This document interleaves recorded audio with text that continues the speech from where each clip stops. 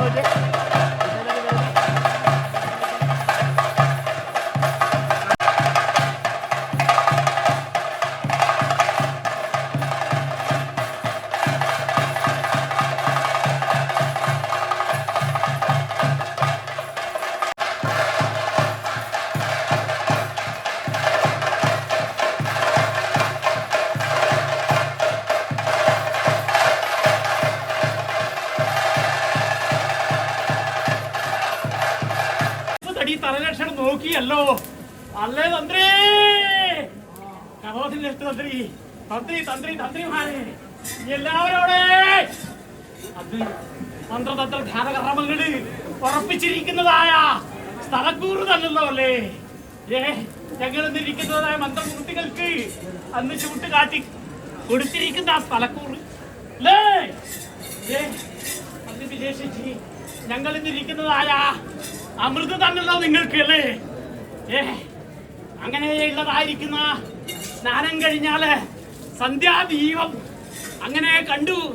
സ്നാനം, ജപം, പൂജ അങ്ങനെയുള്ളതായിരിക്കുന്ന കർമ്മങ്ങൾക്ക് വളർത്തിട്ട ബ്രഹ്മത്തിനും മുടിക്കിട്ട പുഷ്പത്തിനും വേദപഞ്ചാക്ഷരി മന്ത്രങ്ങൾക്കും ഇന്നേവരേക്കും വിഘ്നം വരുത്തിയിട്ടുള്ളല്ലോ അല്ലേ തന്ത്രി?